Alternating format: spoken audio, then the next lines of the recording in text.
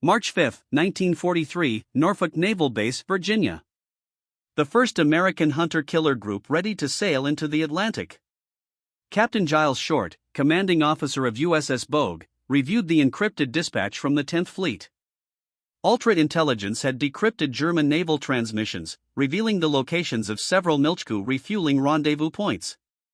Supply submarines U-459 and U-487 were scheduled to replenish Wolfpacks patrolling the convoy routes. The operations officer reached for the secure telephone. One escort carrier, supported by 4 destroyer escorts, would hunt the hunters: USS Bogue, USS Belknap, USS George E. Badger, USS Osmond Ingram, and USS Clemson. What none of them realized was that this single deployment would trigger the most dramatic reversal in submarine warfare history. Within 8 months, American hunter-killer groups would shatter the myth of Milchku invincibility and compel Admiral Karl Donitz to withdraw his entire submarine fleet from the Atlantic. The Battle of the Atlantic had shown both sides that submarine warfare was not merely about sinking ships, it was about tonnage calculations: sink more than the enemy could replace, and victory followed; lose subs faster than they could be built, and defeat was inevitable. The German Kriegsmarine had dominated the Atlantic shipping lanes. In March 1943, Wolfpacks sank over 80 ships, totaling nearly 500,000 tons. By April, losses exceeded 600,000 tons, the peak of the Milchku offensive. On paper, the math favored Germany. 20 new U-boats entered service each month while fewer than 10 were lost. From his headquarters in France, Admiral Donitz commanded over 400 submarines. His Wolfpack tactics had nearly severed the lifeline between America and Britain. Convoys SC-121 and HX-229 had suffered devastating attacks. Winston Churchill would later write that the U-boat threat was the only thing that truly frightened him during the war. USS Bogue displaced 9,800 tons and carried a crew of 890. Her flight deck stretched 495 feet, launching 12 F-4F Wildcat fighters and 9 TBF Avenger torpedo bombers. Yet her most formidable weapons were technologies the Germans did not yet understand: centimeter wavelength radar invisible to enemy detectors, high-frequency direction-finding gear capable of triangulating U-boat transmissions with deadly accuracy, and the secret Mark 24 phytoacoustic homing torpedo carried in Avenger bomb bays. The hunter-killer concept represented a major shift in anti-submarine warfare. Traditional convoy escorts could only react, forced to balance between chasing submarines and protecting merchant ships. Hunter-killer groups had no such limitations. Their mission was singular: locate and destroy U-boats wherever they operated. Lieutenant Commander Howard Avery, later commanding Composite Squadron 9 aboard Bogue, understood that U-boats were most vulnerable during 3 critical periods: surfacing to recharge batteries, rendezvousing with supply submarines, and transmitting radio reports to Donitz's headquarters. German submarine doctrine required frequent radio communication, position reports every 24 hours, contact reports immediately after sighting convoys, twice daily weather observations, and post-attack damage assessments. Each transmission risked exposing a submarine's location to Allied direction-finding stations. Aboard U-569, Captain Hans Johansen reviewed his patrol orders. 7 weeks at sea had drained fuel reserves to critical levels. Radio instructions directed him to rendezvous with Milchku U-459 at 50 degrees 40 minutes north, 35 degrees 21 minutes west. Johansen had commanded the boat since early 1943, taking over from Hans-Peter Hinsch, who had led previous patrols. U-569 was a Type VIIC submarine, the backbone of the German fleet, displacing 769 tons surfaced and 871 tons submerged. She carried 14 torpedoes and a crew of 44. Her 4 bow tubes and single stern tube had sunk 1 merchant ship and damaged another, a modest tally reflecting the increasingly dangerous Atlantic environment. Yet her greatest vulnerability remained unchanged since the First World War. Diesel engines required air, and electric batteries demanded hours of surface charging. At economical speed, a Type VIIC could remain submerged for 18 hours, at high speed, batteries drained in under an hour. American hunter-killer groups exploited these weaknesses with precision: search patterns optimized radar coverage, aircraft patrols timed to catch submarines on the surface, and attack protocols designed to maintain relentless pressure until batteries were depleted. At 1,420 hours on May 22, 1943, Avenger pilot Lieutenant William Chamberlain detected a surface submarine on radar, range 18 miles, bearing 090 degree. He pushed the control stick forward and began his attack run. U-569 was on the surface at 15 knots, charging depleted batteries after a night of evasion. The bridge crew spotted the approaching aircraft at 8 miles. Alarm bells sounded as Johansen ordered an emergency dive. Crash dive procedures for a Type VIIC required 35 seconds from alarm to periscope depth. Ballast vents opened, diesel engines stopped, and electric motors engaged. The submarine's bow angled sharply downward as tons of seawater filled the tanks. Chamberlain's depth charge pattern struck U-569 at shallow depth. 4 Mark 17 depth charges detonated, severely damaging the submarine and forcing her back to the surface. A second Avenger, piloted by Howard Roberts, was already in position. Roberts attacked immediately but ceased fire when white flags appeared on the submarine's periscope. The crew was surrendering. The Canadian destroyer HMCS Saugeen arrived on the scene, but as it approached, Johansen ordered his crew to scuttle the boat. 25 of the 44 crew members survived. Pulled from the Atlantic, 19 went down with the vessel. The capture of survivors from U-569 provided Allied intelligence with valuable insights. During interrogation, German submariners expressed shock at the accuracy of American aircraft attacks. They knew exactly where we were. One survivor stated it was as if they could see through the ocean itself. But ultra-intelligence had revealed more than individual submarine positions. Crypt analysts at Bletchley Park had decoded the entire German naval grid system, identifying patrol areas, Wolfpack assembly points, and supply rendezvous coordinates. Every U-boat at sea was potentially compromised. On June 5, 1943, USS Bogue's aircraft located U-217. Charging batteries on the surface 450 miles west of the Azores. Kapitan Lieutenant Kurt Reichenbach Klinker had commanded the submarine through 3 patrols, sinking 3 ships, totaling 10,651 tons. Aircraft from Bogue attacked at dawn, catching U-217 in the vulnerable moments before diving. The first Avenger's depth charges damaged the submarine's diving mechanism. Unable to submerge, Reichenbach ordered his gun crews to engage the attacking aircraft while damage control teams worked desperately to repair the diving planes. The surface engagement lasted 18 minutes. U-217's 88 mm deck gun and 20 mm anti-aircraft weapons fired over 300 rounds. 1. Wildcat sustained minor damage from shell fragments, but the submarine was fighting a losing battle against aircraft specifically designed for anti-submarine warfare. An Avenger from Bogue Squadron delivered the killing blow with depth charges that bracketed the submarine perfectly. The explosions destroyed U-217's pressure hull in multiple locations. The submarine sank with all 50 hands, including Reichenbach Klinker. No survivors were recovered from the oil slick that marked her grave. The psychological impact on U-boat crews was immediate and devastating.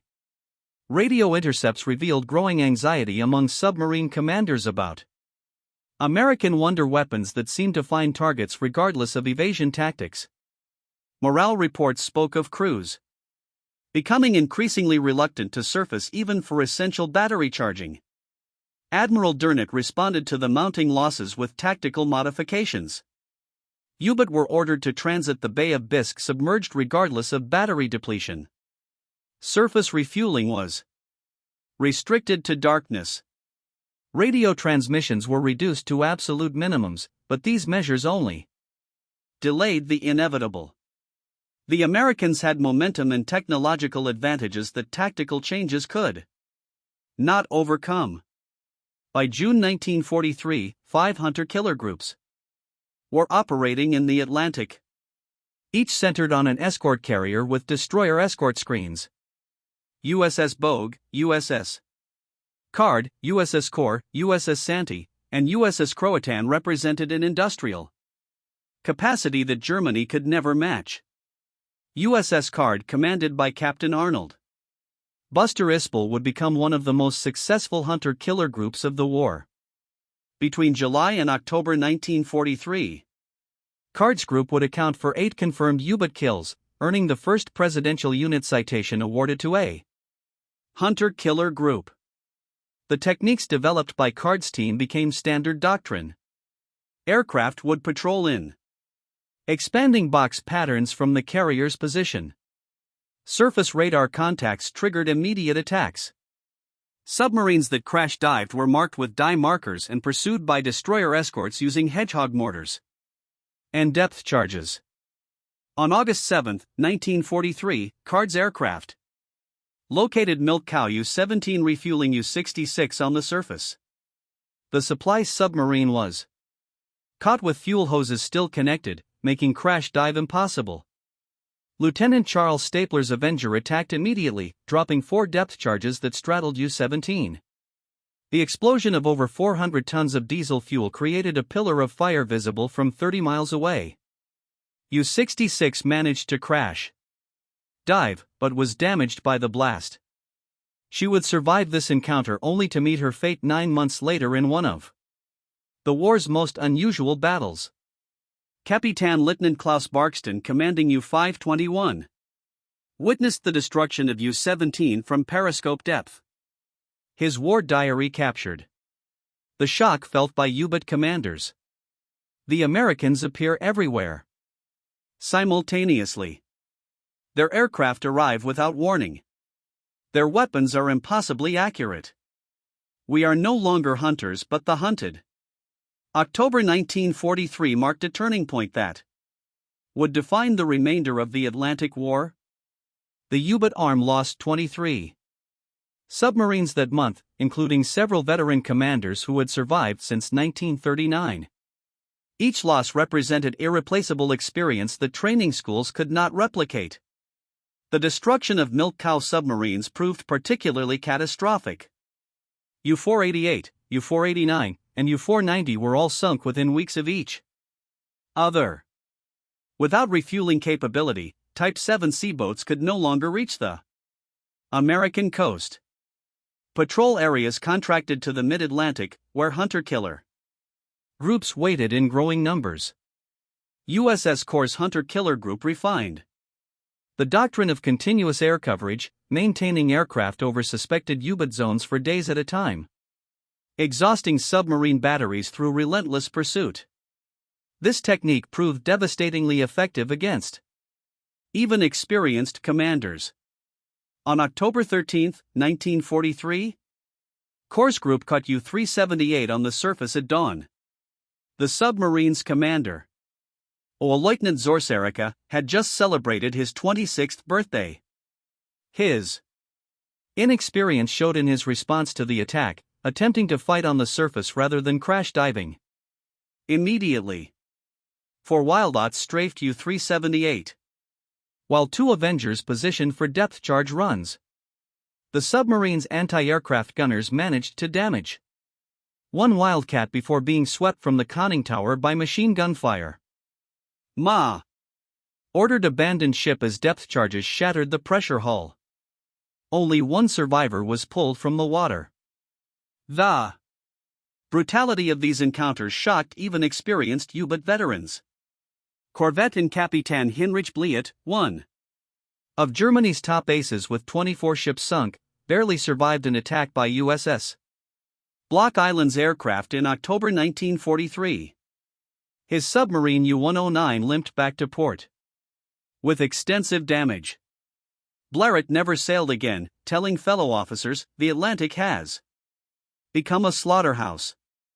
November 1943 brought new American innovations that further tilted the balance. The introduction of the MAD magnetic anomaly detector allowed aircraft to detect submerged submarines at shallow depths. Sonobios dropped in. Patterns could track submarine movements for hours. The technological gap was becoming insurmountable. Capitan Lieutenant Ralph Heinrich Hauptmann commanded U-405 through 7 successful war patrols.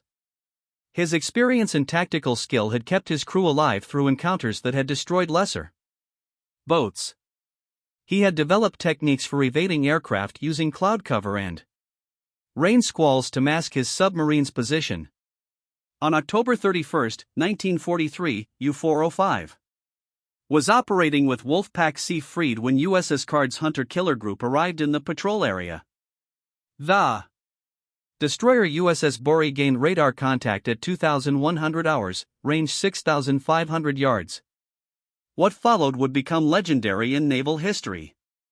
U-45 crash-dived, but was forced back to the surface by depth charges. Unable to dive again due to damage, Hoffman decided to fight on the surface with deck guns.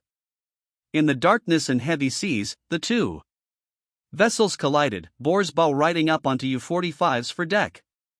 For several minutes, the ships were locked together.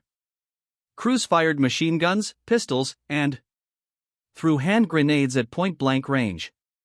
American sailors hurled coffee mugs, shell casings, and in one case, a sheath knife at German gunners.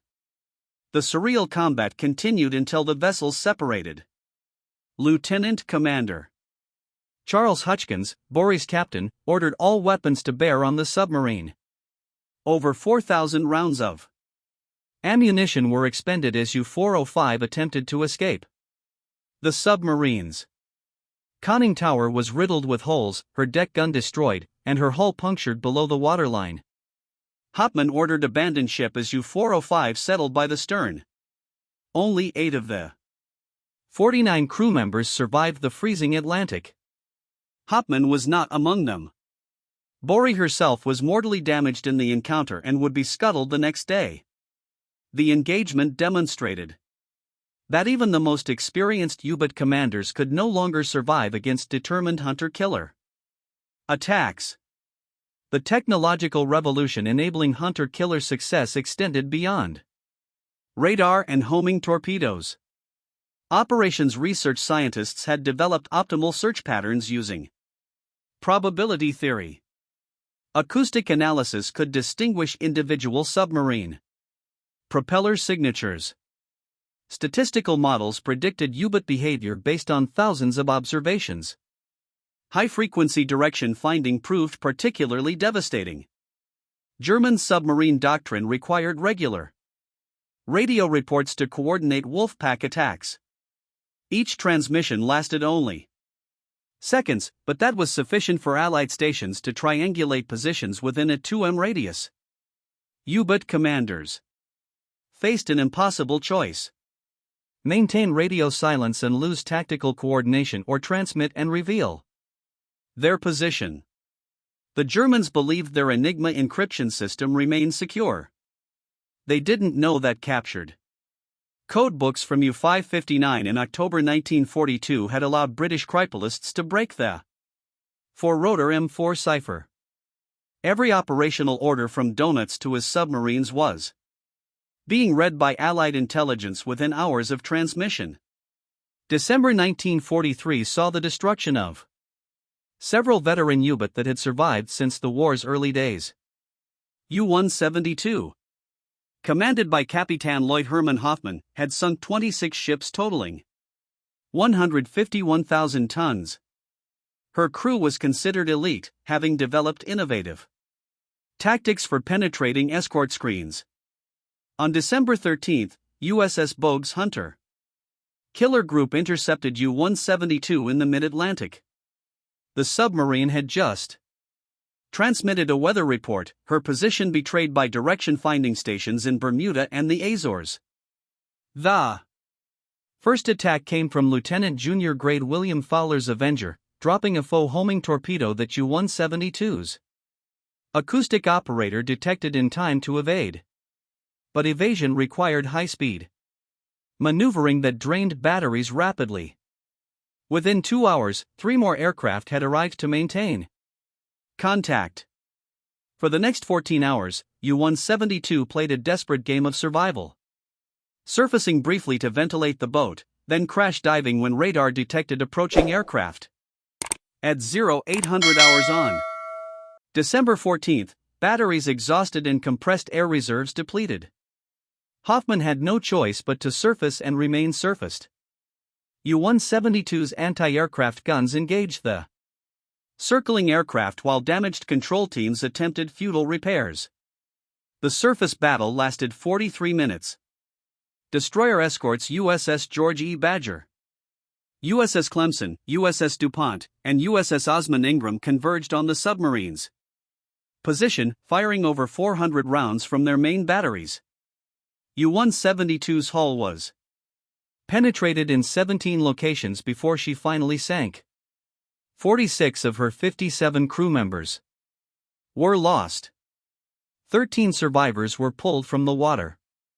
During interrogation, they revealed the depth of despair among U-boat crews. The ocean has become a trap. We cannot hide. We cannot run. We cannot fight effectively. Every patrol is expected to be our last. By early 1944, the transformation was complete. The U-boat force that had nearly starved Britain into submission was now being systematically destroyed. January saw 19 U-boat lost. February 20th more. March 23rd. The arithmetic of destruction was relentless and accelerating. Young inexperienced commanders were being sent to sea with minimal training. Leutnant Zorz Wolfgang Harrah, commanding U-434, was 23 years old with less than 6 months of submarine experience when Card's aircraft caught his boat on the surface in March 1944. He ordered his crew to fight rather than dive, a fatal decision that resulted in the loss of all hands. The quality gap between American and German forces widened with each engagement. American pilots accumulated hundreds of hours of anti-submarine patrol experience. Radar operators learned to distinguish submarine signatures from surface clutter at maximum range. Acoustic operators could identify individual U-boat by their distinctive propeller sounds, tracking specific boats across thousands of miles of ocean.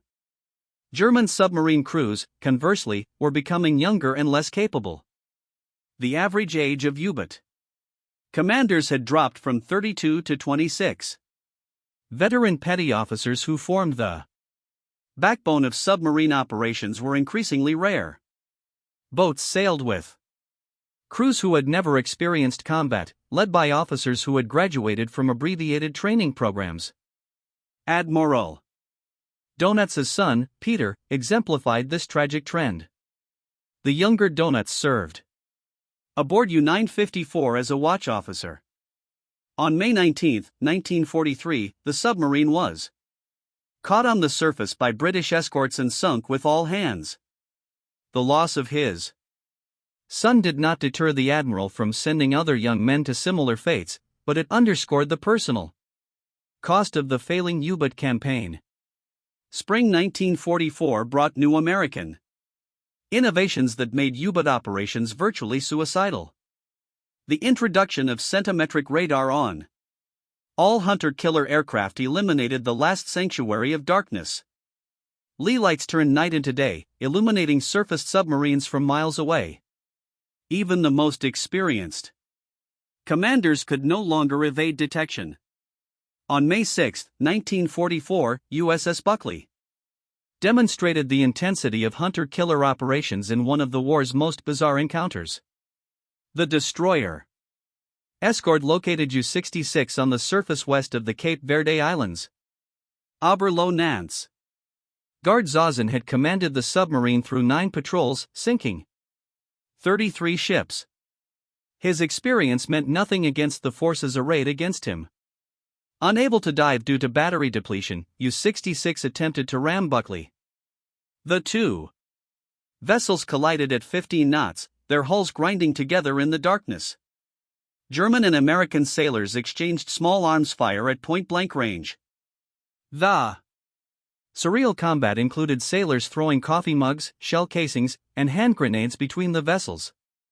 Lieutenant Commander Brent Abel's crew fired 105 3-inch shells, 2,700 rounds of 20 mm ammunition, and 418 rounds of 40 mm shells in 16 minutes. U-66 hull was perforated in dozens of locations.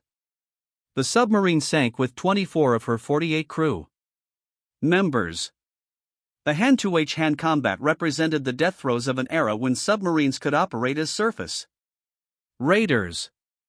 The capture of U-505 on June 4, 1944 by Captain Daniel Galler's hunter-killer group from USS Guadalcanal represented the ultimate demonstration of American dominance.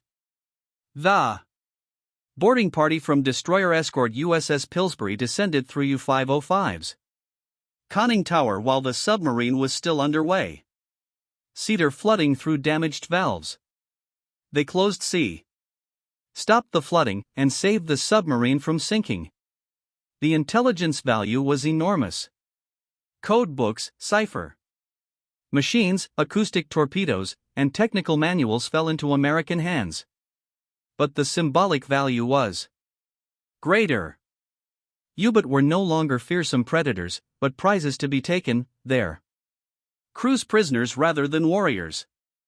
The invasion of France in June 1944 brought hunter-killer groups into the Bay of Biscay, hunting U-boat attempting to attack invasion shipping. The confined waters became a killing ground. 15 U-boats were destroyed in the first week of June alone. Survivors described attacks by dozens of aircraft simultaneously, making escape impossible. Capitan Lit Herbert Virer, one of the few U-boat commanders to survive the war, described the experience of facing hunter-killer groups. We would detect aircraft on our radar, crash dive, and within minutes hear the splash of sonar buoys above us. Then the escorts would arrive, maintaining contact for days. We would surface, gasping for air, only to find aircraft already waiting. It was systematic extermination. By August 1944, Donuts ordered the evacuation of French bases as Allied armies approached. U-boat attempting to reach Norwegian ports faced continuous attack from hunter-killer groups positioned along their route. Of 31 boats that attempted the passage, 11 were destroyed. The survivors arrived with extensive damage and exhausted crews. The introduction of the schnorkel breathing tube allowed submarines to run diesels while submerged at periscope depth. But this innovation came too late and proved inadequate. Schnorkel-equipped boats were still vulnerable to radar detection and could only make 6 knots while using the device. It represented a defensive adaptation, not a return to offensive capability. September 1944 saw the deployment of the most advanced hunter-killer technologies yet. The Mark 24 foe torpedo had been improved with greater range and sensitivity. New Hedgehog mortars could saturate an area with contact-fused projectiles. Radar could detect periscope-sized objects at 5 miles. The technological mismatch had become absolute. Forgotten Capitan G.A. commanding U-10 witnessed the destruction of 3 other submarines in his wolf pack during a single night in October 1944. His war diary recorded, "The enemy possesses capabilities we cannot counter. They strike without warning, with perfect accuracy. We are not fighting men anymore, but machines that never tire, never miss, never show mercy." The final months of 1944 saw U-boat losses reach unsustainable levels. November 24, boats lost. December 27, boats lost. New construction could not keep pace with destruction. Training facilities were bombed. Fuel supplies dwindled. The U-boat force was dying and everyone knew it.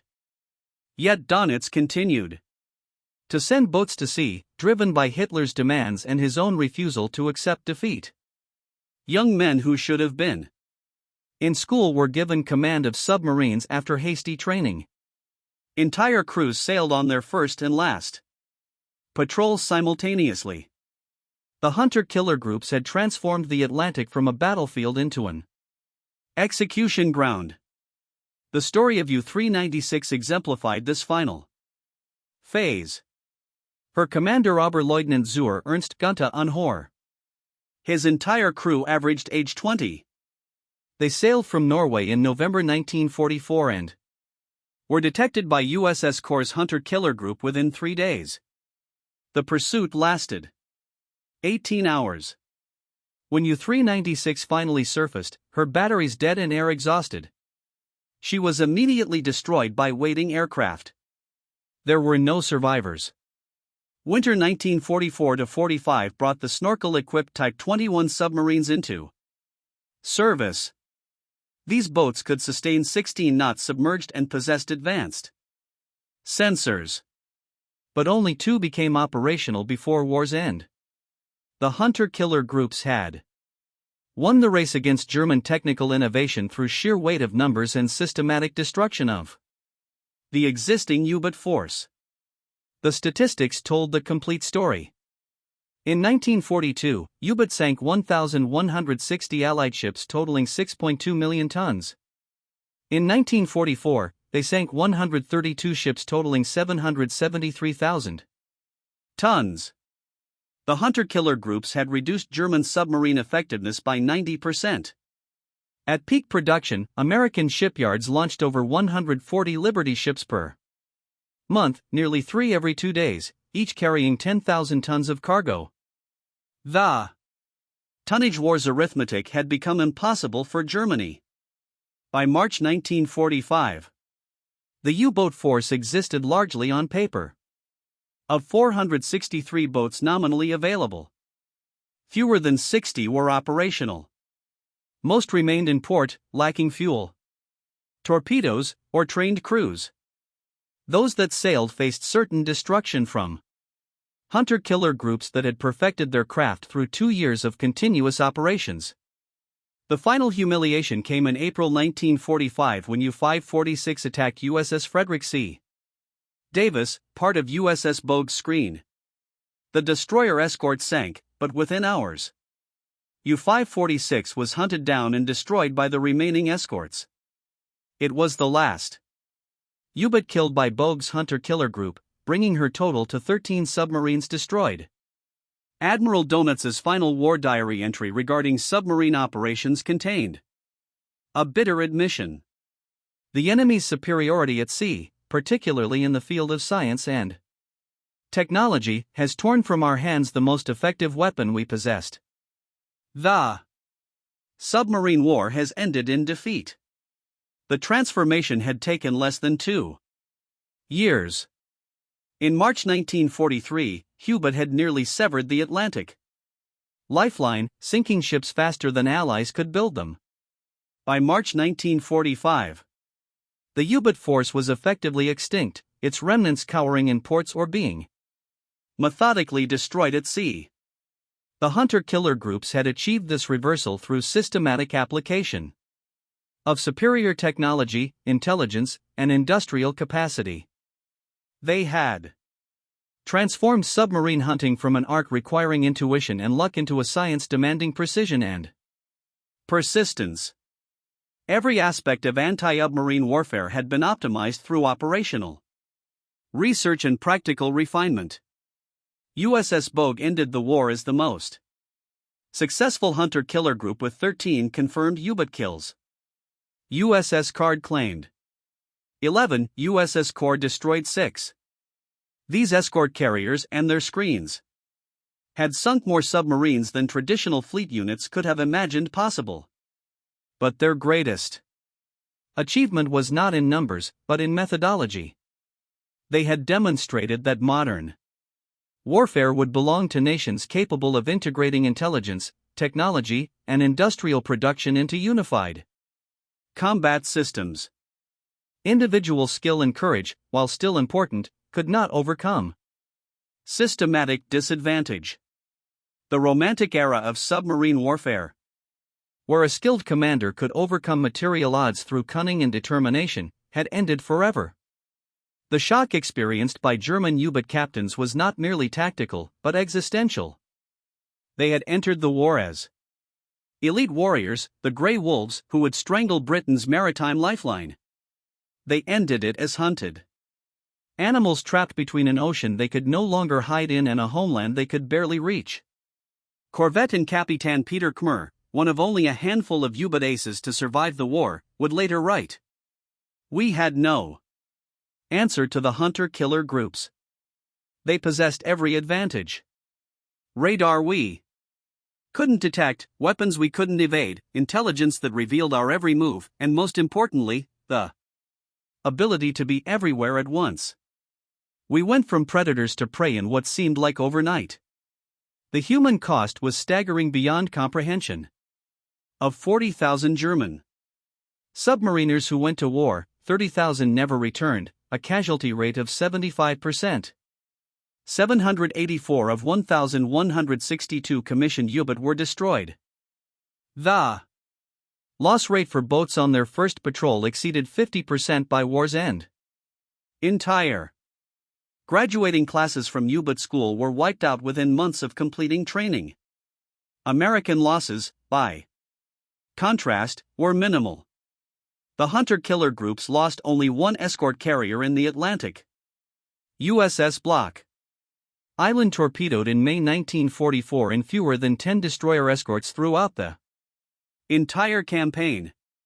The exchange ratio that had once favored U-boat by 10 to 1 had reversed to favor the Americans by 20 to 1. The tactical innovations developed by hunter-killer groups influenced naval warfare for decades. The integration of air and surface assets, the use of intelligence to direct operations, the application of operational research to optimize tactics, all became standard doctrine in modern navies.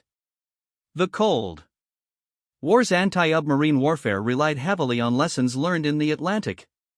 But perhaps the most profound impact was psychological. The U-boat force had represented German naval power and technological prowess.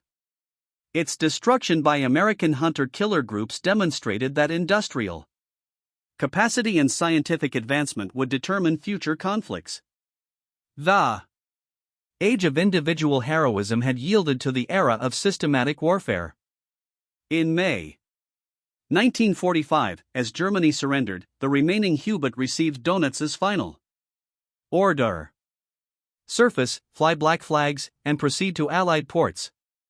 Of the 49 boats that complied, many were commanded by officers younger than 25. Their crews composed of teenagers who had never seen combat. They surrendered to hunter-killer groups that had been preparing to destroy them with the same methodical efficiency that had characterized the entire campaign. The last operational U-boat patrol ended on May 7, 1945, when U-320 was sunk by British escorts. Her commander, Oberleutnant zur Helmut Emmerich, was 24 years old. He and his entire crew of 36 men represented the final casualties of a force that had once threatened to change the war's outcome. Post-war analysis revealed the elegant efficiency of hunter-killer operations. Search patterns had been optimized using probability theory. Weapon delivery was calculated to maximize kill probability while minimizing ammunition expenditure. Communication intercepts were correlated with operational patterns to predict U-boat behavior. Every element had been refined through rigorous analysis and practical application. The greatest shock for German U-boat captains was not the loss of tactical superiority, but the speed and completeness of its occurrence. In March 1943, wolfpacks had nearly severed Atlantic supply lines. By November 1943, U-boat were being hunted to extinction, their bases under constant surveillance, their communications compromised, their every movement predicted and countered. This reversal occurred not through any single technological breakthrough, but through the systematic integration of multiple advantages. Radar that could detect submarines day or night. Aircraft that could patrol for hours hundreds of miles from base. Weapons that could find targets regardless of evasion attempts. Intelligence that revealed enemy intentions before they were executed. Industrial capacity that could replace losses faster than the enemy could inflict them. The hunter-killer groups had written the first chapter of modern naval warfare, where victory was determined not by individual courage or skill, but by systematic superiority across multiple domains. They had transformed the Atlantic from a vast hiding place into a transparent battlefield where every movement was observed, every transmission intercepted, and every mistake punished with destruction. Admiral Donitz would spend 10 years in Spandau prison as a war criminal, contemplating the destruction of the force he had built and led. His post-war memoirs contained a telling passage. "I had believed that courage and determination could overcome material disadvantage. The American hunter-killer groups taught me that in modern war, technology and industrial capacity are decisive. We were not defeated by better sailors, but by better systems." The legacy of the hunter-killer groups extends beyond their wartime achievements. They demonstrated that future naval warfare would be determined by the integration of air and surface forces, the fusion of intelligence with operations, and the application of scientific methodology to tactical problems. The nuclear submarines of the Cold War, equipped with sophisticated sensors and weapons, were direct descendants of the concepts proven by escort carriers and destroyer escorts in the Atlantic.